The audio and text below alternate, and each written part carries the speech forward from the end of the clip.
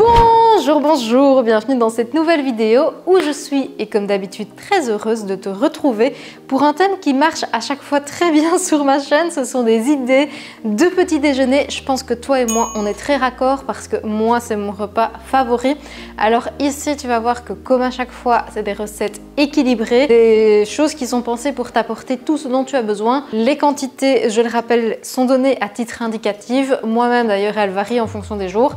Des fois, j'ai très faim, des fois un petit peu moins. Donc toi, n'hésite pas à adapter en fonction de ta propre réalité. Et évidemment, ce sont des choses qui sont pensées pour coller un maximum à la réalité. C'est pour ça que les recettes sont ultra faciles et polyvalentes. Aussi, tu verras que tu peux switcher également avec des choses que tu as potentiellement dans tes placards et dans tes frigos. Je n'en dis pas plus parce que des images valent beaucoup mieux que des mots. Je te laisse avec les idées recettes. Ça fait un petit moment qu'on n'a plus réalisé de porridge par ici et je voulais t'en proposer un peu original. Dans un blender, je mets des flocons d'avoine, du lait de coco et du yaourt. Celui-ci va apporter des protéines. Tu peux prendre vraiment celui de ton choix, aromatisé ou pas, tu fais comme tu souhaites. Le fait de le mettre dans un blender va pas changer grand chose en soi si ce n'est la texture. Ça fait un genre de petite pudding, une petite crème, j'aime beaucoup.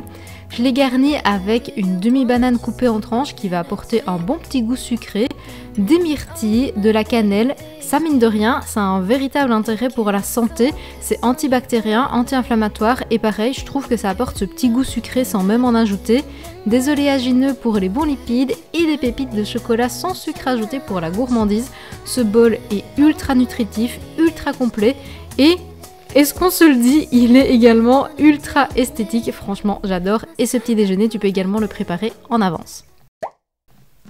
Pour rester un peu dans le thème des porridge, on va en réaliser un autre, mais cette fois-ci à base de Weetabix. Je sais pas si tu connais, ce sont des petites galettes de blé et quand tu rajoutes un liquide, ça forme une bouillie.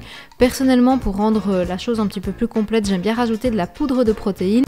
Le lait végétal, c'est au choix et quand tu rajoutes la poudre de protéines, ça marche même avec de l'eau vu que de l'eau plus de la poudre de protéines, ça fait un genre de lait. J'écrase le tout. Pour les quantités, c'est un petit peu à l'œil, il ne faut pas que ce soit trop imbibé ni trop peu, je te conseille d'y aller progressivement. J'ai rajouté un petit peu de yaourt encore une fois, j'avais des fraises dans le frigo donc je les ai disposées sur le dessus, j'ai essayé de faire quelque chose d'assez joli parce qu'on mange également avec les yeux. Encore une fois des myrtilles, des petites noix de pécan concassées pour les bons lipides et honnêtement ça se mariait trop bien avec les fraises et les myrtilles. De la noix de coco et on a notre petit déjeuner qui est déjà prêt. Vraiment ça prend littéralement 3-4 minutes maximum pour te faire ce joli bol bien savoureux.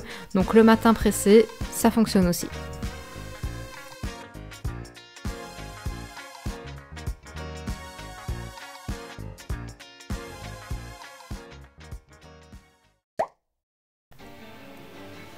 Troisième idée, et cette fois-ci je voulais te proposer une recette salée. Bon, c'est plus une recette sucrée-salée qui peut correspondre également pour un brunch si tu le souhaites.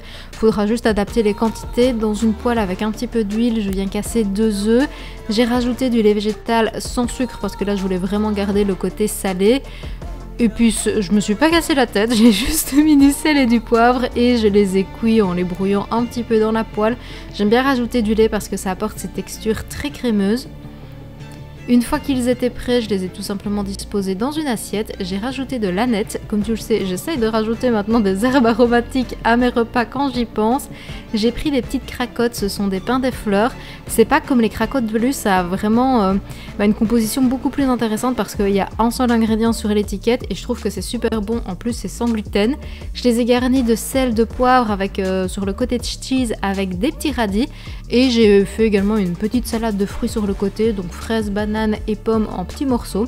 Ça fait vraiment une petite idée sucrée-salée, c'est super simple à faire mais vraiment je me suis régalée ce jour-là et je trouve que oui, pour les jours où tu as envie de quelque chose de différent, ça peut être sympa.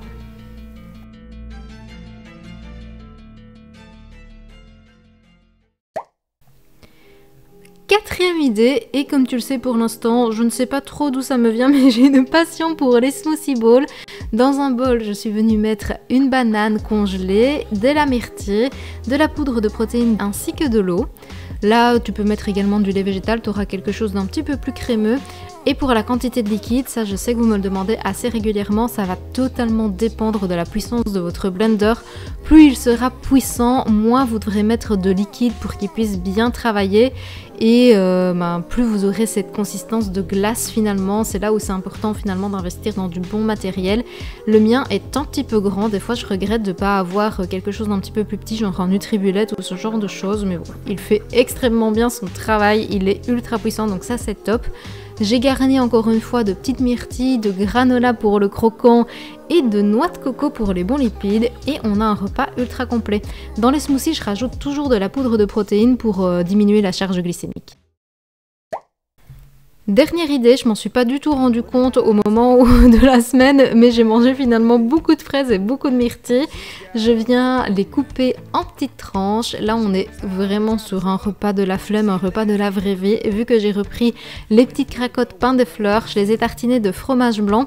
Si tu le souhaites, tu peux également prendre un yaourt épais. En alternative végétale, tu as également les Alpro à la grecque, ou tu peux prendre du cottage cheese pour un côté sucré-salé, ça fonctionne aussi.